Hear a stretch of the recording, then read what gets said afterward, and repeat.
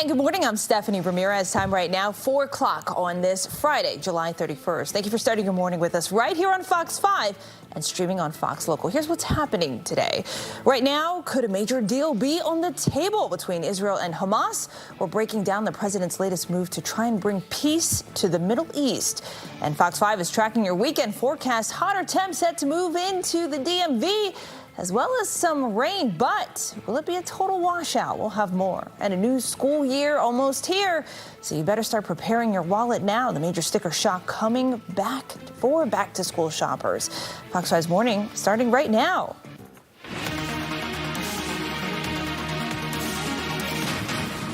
And good morning. Happy Friday. We've made it to Friday. Caesar. We did. We have a beautiful zip trip planned. I'm so excited for the weather today. Oh, my goodness. It's expected to be fantastic out there, Stephanie. It is only looking to be just as nice, if not maybe a little nicer than yesterday. So certainly going to be great to get outside. So make sure to get out there. We are expected to see a little bit more sunshine, though. So we are starting to get rid of some of the cloud cover that did make its way in towards the second half of the day yesterday. Of course, a bit warmer, as well as we have a little bit more sunshine. So instead of those nice, comfortable mid to almost upper 80s for a lot of us, we get closer to the upper 80s and low 90s. We could see 90 degrees here in the city. But you know what? We're going to talk about all of that and more here coming up in just a couple of minutes. Over to you, Stephanie. All right, Caesar, thank you. Checking in on top stories this morning, Montgomery County police are investigating a deadly 3-car crash in Silver Spring. This happening just before 10 o'clock last night near University Boulevard and Colesville Road.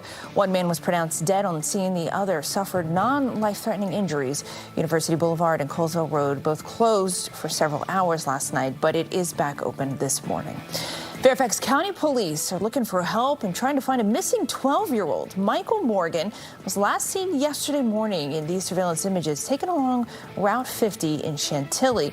Police say he was wearing a white T-shirt with dinosaur pants, print on the pants, gray pajama pants with white clouds, red tennis shoes, and a bluey backpack. Police say he is considered endangered due to his age. And 2 people are recovering this morning after a stairwell collapse inside a Montgomery County home. Fire and rescue crews say a man and a woman had to be rescued when their staircase under construction fell through. This was at a home on Bradley Avenue in Rockville. We're told the 2 are expected to be okay. And D.C. police are searching for a man who forced his way into a northeast home earlier this week after claiming his child was missing and needed to use a phone. Police say as the person at the door went to get their phone, the suspect then pushed the door open and entered. This happened on Acker Place Northeast Tuesday afternoon. The suspect reportedly stealing items and threatening to shoot a witness who chased him. And we're turning now to an update on the missing swimmer who disappeared at Great Falls. Authorities discovering his body just before noon yesterday. The 25-year-old, who remains unidentified, disappeared Tuesday south of Sandy Landing. Investigators say he was with a friend who was able to safely get back to the Virginia shoreline. This is the 3rd death in the same part of the Potomac River investigated so far this summer. And a judge ordered a delay in 2 court appearances for the son of former Commanders assistant coach Eric Bieniemy. 27-year-old Elijah Bieniemy is accused of shooting his own mother, inside their Ashburn home. This happened on Sunday. The judge ruling the 27-year-old son is currently unable to assist in his own defense. He must now undergo a mental health evaluation. The son is currently being held without bond. His mother, Mia, remains hospitalized in stable condition.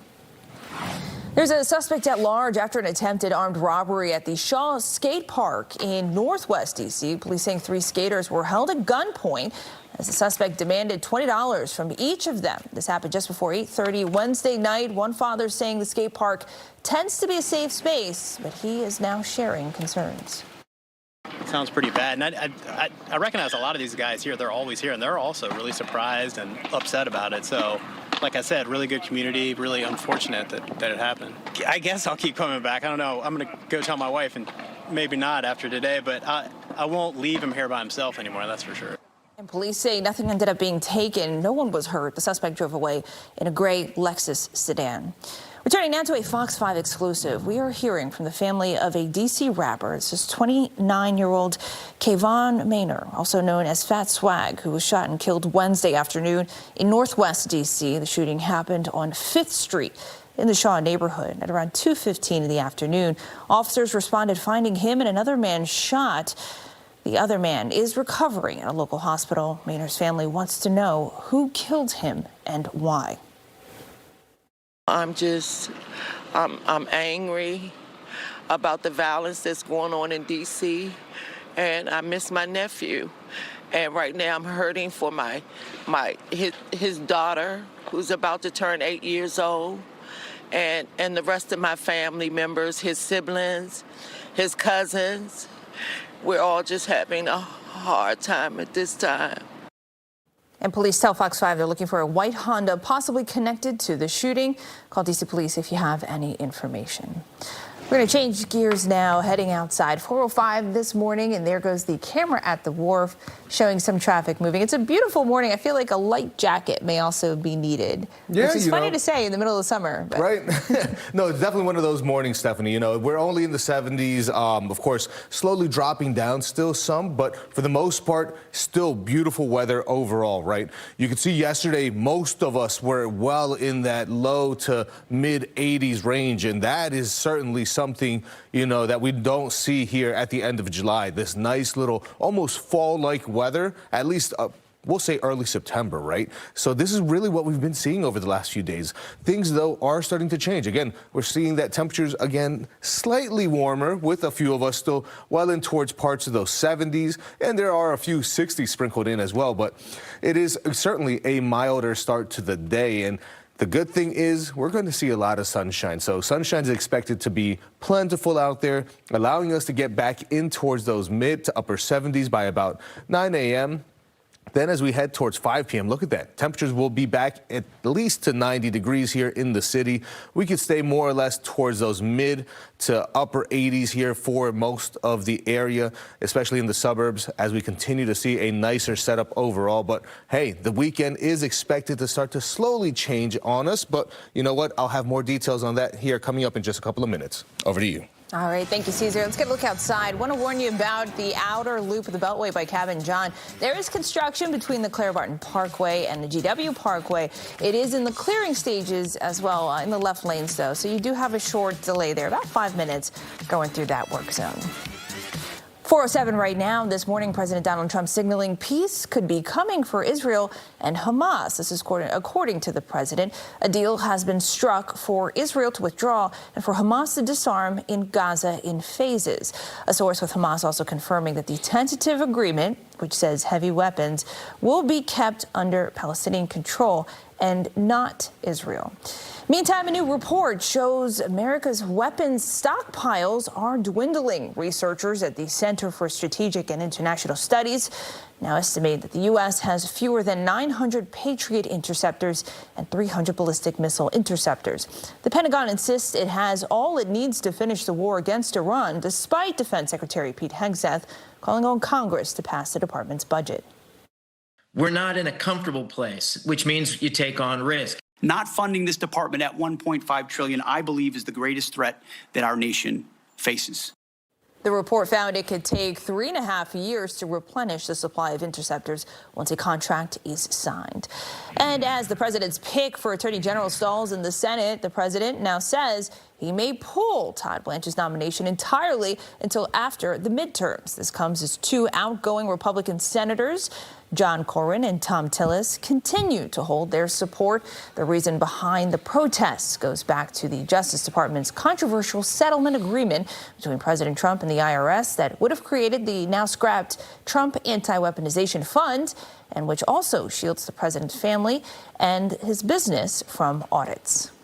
For all of the affiliated organizations for the president and his family, which I understand could go and range into the hundreds. This is not about Blanche. Blanche is negotiating in good faith. We have somebody else in the way.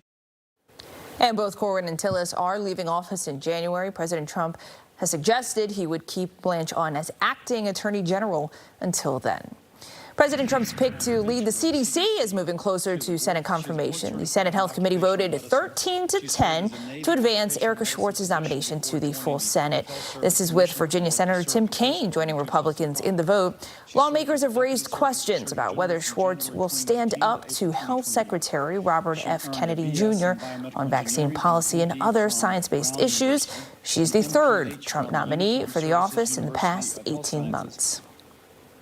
The Trump administration wants $10 million for more Freedom 250 events. The Department of the Interior asking Congress for the money to host celebrations on the National Mall, including a prayer event and fireworks show.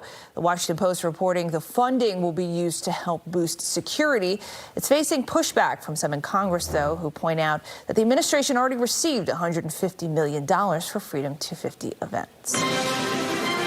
4:10 right now. Before we go to break, today is another Zip Trip Friday, and this time we're headed to Charles County, Maryland to check out Indian Head. It all starts at 7:45. You can find Steve, Annie Mae, and they're all going to be there at the Village Green Park along Walter Thomas Road until 11 a.m. If you can, come down, come see us. On the other side of the break, we're going to talk about residents at one apartment complex, though, in Prince George's County, sounding the alarm on a wave of car break-ins. Some victims saying that they've been targeted more than once. Caesar?